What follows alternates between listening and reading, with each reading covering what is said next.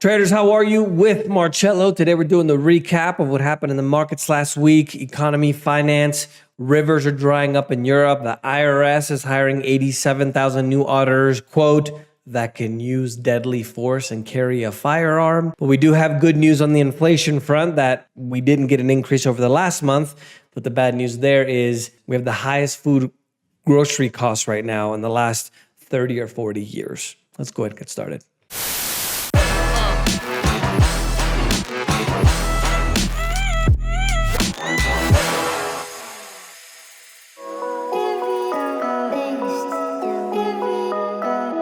Overall for the week, the stocks were mostly positive, mostly around the world. I'll kind of do the breakdown for you here in just a moment. The big piece of news was the inflation information that came out from the government, the report where we didn't have an increase in inflation. That obviously means that the Federal Reserve, which is the central bank of the United States, may not necessarily need to increase as aggressively the interest rates. And the reason why we've had this kind of slowdown, not only in the housing market, but the stock market, absolutely everything, is because we've been living in a bubble essentially for the last, since 2008. How many years is that? 18? That's maybe 15 years, something along those lines. So one of the things to keep in mind is, I know I talk about a lot of things in the videos that kind of seem negatives and there's a crisis coming and things like that. Obviously, I talk about it so you guys can learn, obviously because it's not reported in the mainstream media. But also I want to let you know that in times of crisis, it's one of the best periods in time to be able to make money and get rich. During the Great Depression in 1929, there were more people that became millionaires than at any other point in the history of the world. So don't get negative. Obviously, some of you might think the United States is heading in the wrong direction, even though the polls say that. The majority of us think that the United States is heading in the wrong direction. But there's good news. Medellin, Colombia is coming out with a digital nomad visa. So come down, get a maid, get a chef, and enjoy the spring weather year-round, right? So overall for the week, the stock market in the US, mostly positive, including Canada as well. European markets also were much positive, much positive. That's very good English grammar there, Marcello. Istanbul and Russia were the bigger winners in Europe at over 4%. They're emerging markets, so they have a little bit more volatility. Latin America is mixed for the week, mostly positive, but we did have some negative markets there. Africa and the Middle East that were mixed as well, with Nigeria being the most negative and Saudi Arabia the most positive, and in the far East, mostly positive, with the Philippines being at a 4.59%. Some interesting news in the Bitcoin and crypto space. We have Coinbase dropping over 16% after they reported an over $1 billion loss in Q2. Remember that they either changed or reminded everybody in their terms and conditions that if they do go bankrupt, you essentially lose your money. It's not your money anymore. It's used to cover the bankruptcy. Just remember that. Their revenue declined 64% as we have this crypto winner, and now everybody starting to realize that they can't go buy a shit coin, excuse my French, and get rich tomorrow. Australia's central bank is working with what's called the Central Bank of Central Banks, which is called the Bank of International Settlements, to be able to study and launch a digital currency system. They're testing, quote, the benefits of a blockchain ledger-based digital currency system, just like they were testing the benefits of locking down people in quarantine camps during the pandemic. So I'm sure they don't want to control people at all, right? Conspiracy, Marcello. Australia, 32% of the people in Australia still you want to use cash over credit or debit. In the United States, it's 37%. I think the majority of us, I've been traveling around the world now for 17 years. I'm based here in Colombia. And I think that most of us don't realize that live in big cities that the majority, the real America, is kind of everybody in the middle, essentially, right? And a lot of people, they don't have as good of internet. Obviously, the Starlink from Elon Musk is going to help that a lot. But there's a whole nother world out there. 37% is a pretty sizable chunk of people that still prefer to use cash instead of credit or debit. Bitcoin overall is up for the week. All the crypto markets for the most part, even Shiba Inu.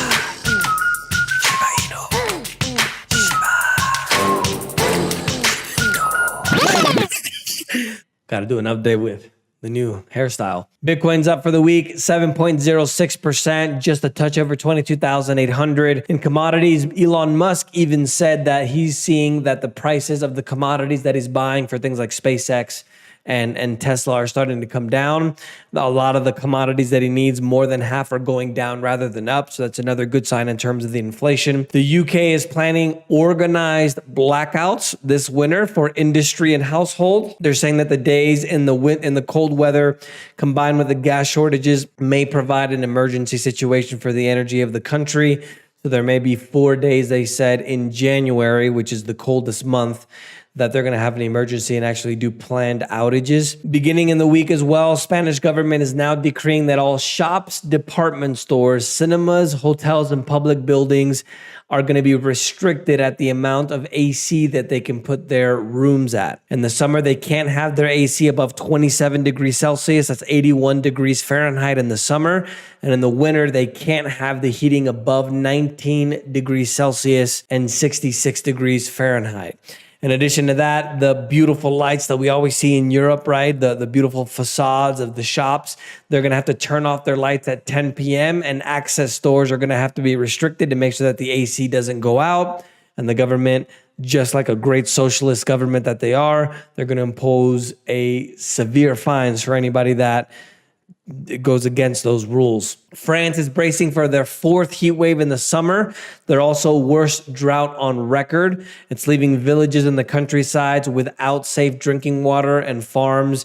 The crops now are starting to suffer as well. Remember, we talked about the food shortages that are coming that I started talking to you guys about in 2020. The villagers are actually being brought in truck full of water because they're not able to have any potable water, which is actually pretty serious. The temperatures are expected to exceed 37 degrees Celsius. That's 98.6 degrees Fahrenheit. That's like a normal summer day in Florida. Like, these people can handle a little bit of sun.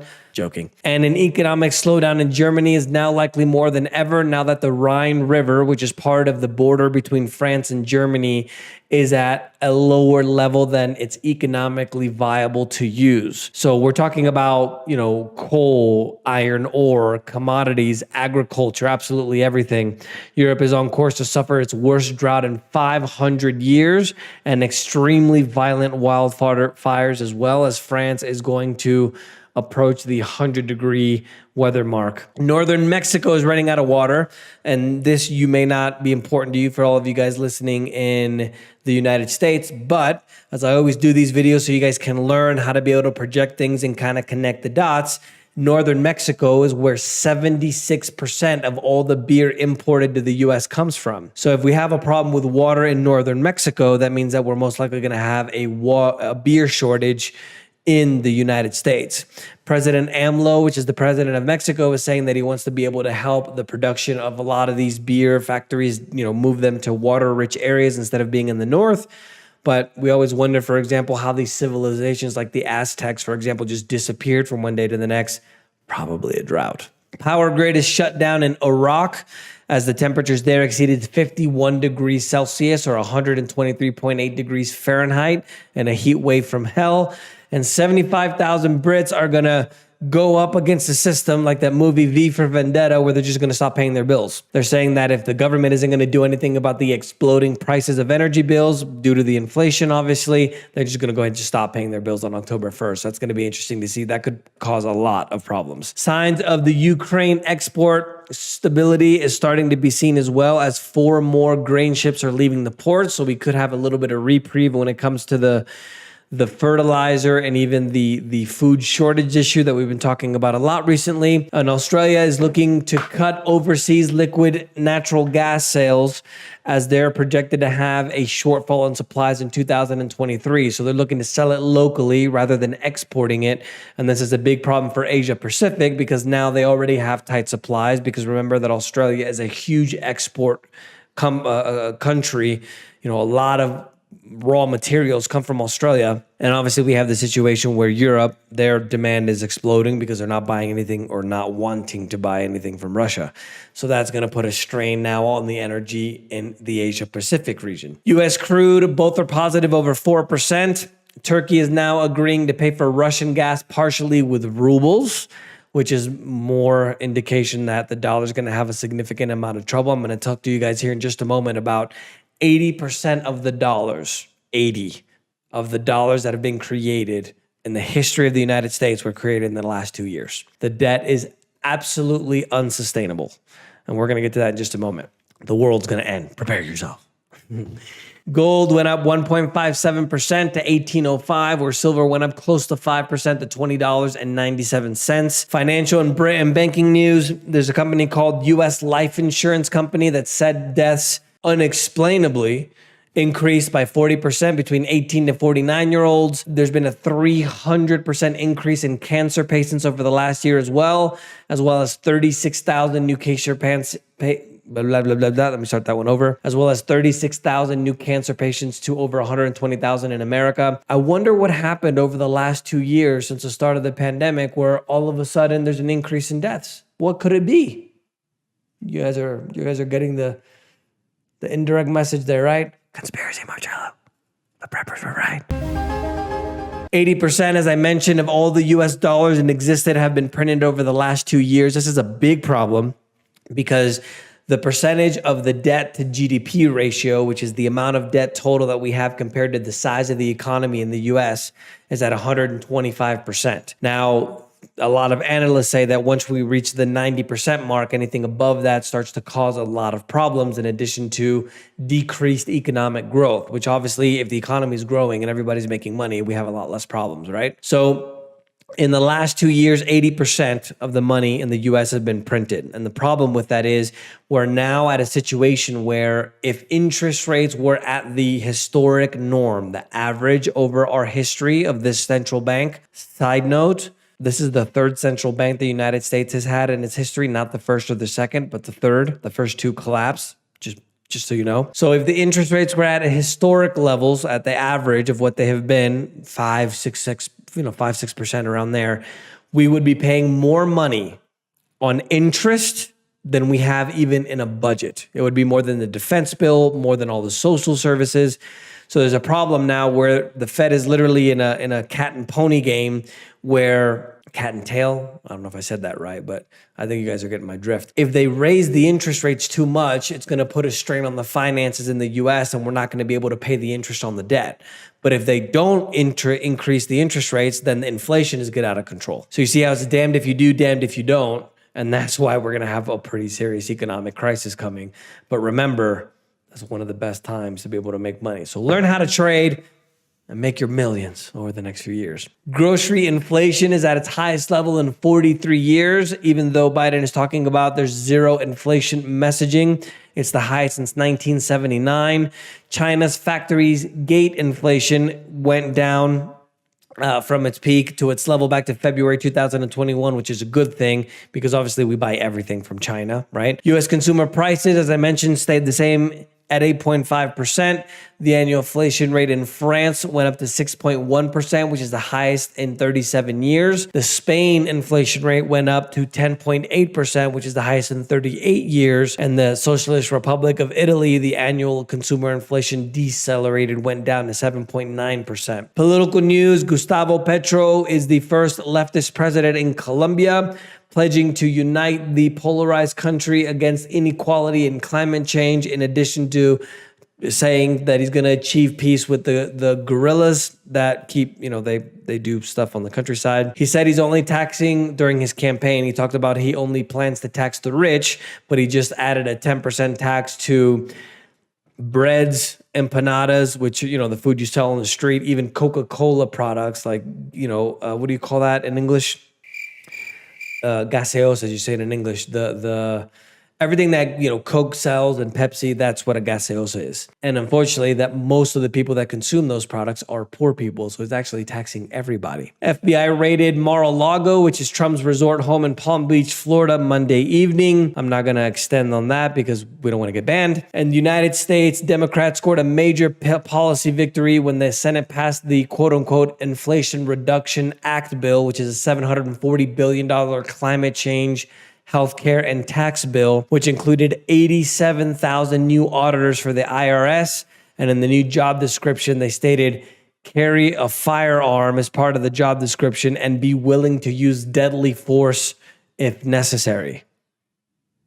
The preppers were right, just remember. Corporate news, Disney shares are up 14.4 million subscribers now. They now have more subscribers than Netflix.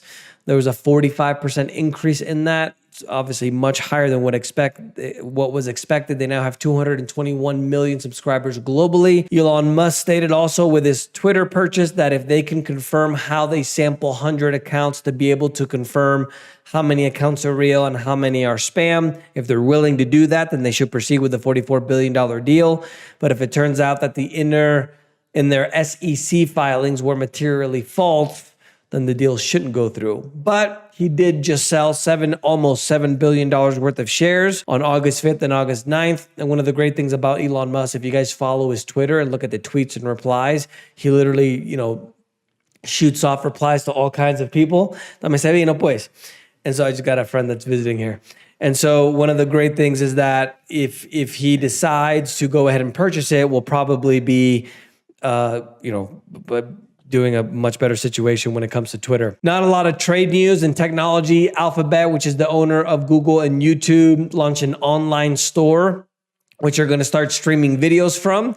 And that's important because obviously they're going to own everything and offer that everything as well. You could literally just open it directly from your Play Store. And investment news, not a lot there. International events, the military announced new military drills in China around the sea and airspace in Taiwan on Monday. This is after they infuriated China, the United States, with a visit with Pelosi. And there's been a huge power outage in Toronto, which is the biggest city in Canada, in their downtown.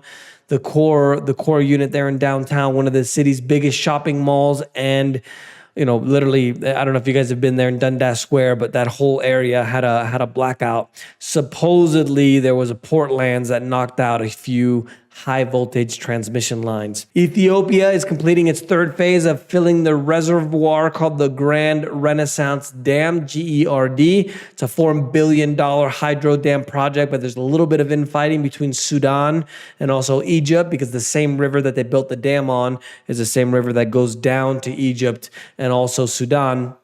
And so there's a little bit of a risque situation there. And in unusual facts this week, sinkhole in Chile that's about 200 meters down. That's 656 feet. You can literally put, I don't know if you guys seen the cross statue in Brazil, which is huge. It's like the Statue of Liberty, probably not as big, but big enough. You can literally stack 6 of these on top of each other. And now that it's expanded to 160 feet or 50 meters, more than doubled in size. So definitely not having those environmental problems that we talked about. I am going to go have some steak, dumplings, and wine with a beautiful view here in Medellin, Colombia. Remember to prepare yourself because the preppers were right. We'll see you next week.